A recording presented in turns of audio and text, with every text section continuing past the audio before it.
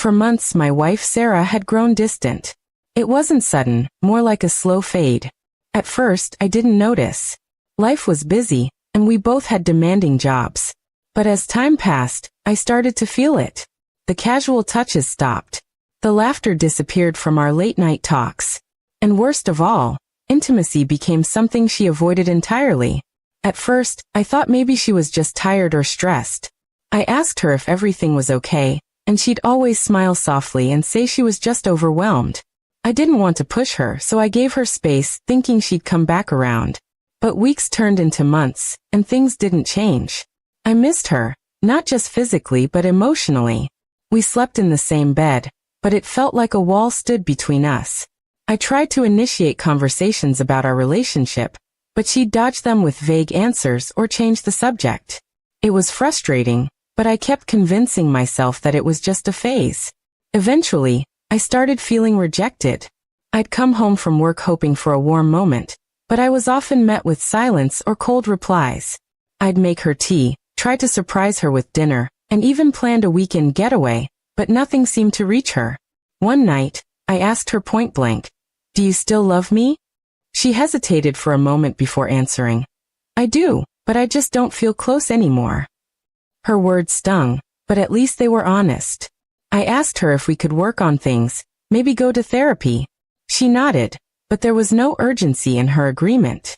So we continued this painful routine, living under the same roof, pretending everything was fine on the outside, while we drifted further apart on the inside.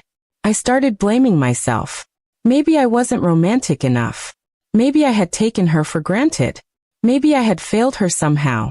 Then one evening, everything changed. I came home and she was waiting for me on the couch. Her expression was soft but serious. "Can we talk?" she asked.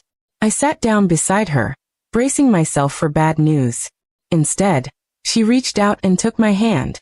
"I'm sorry for how I've been," she began. "The truth is, I've been dealing with a lot. I didn't know how to tell you because I felt ashamed." She explained that she had been struggling with anxiety and body image issues, things I had never known were affecting her so deeply. She told me that pushing me away wasn't about me. It was about her own internal battle.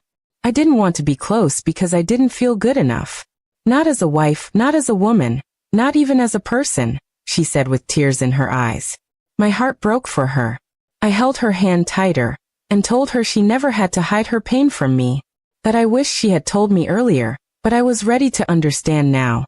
She cried in my arms that night, and it felt like the first real connection we'd had in months. From that day on, she slowly opened up.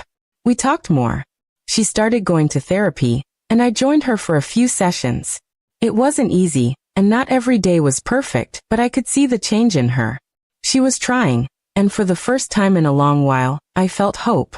Intimacy didn't return immediately, but there were signs. A touch on the arm, a kiss on the cheek, a warm hug that lingered. I didn't push her. I let her move at her own pace.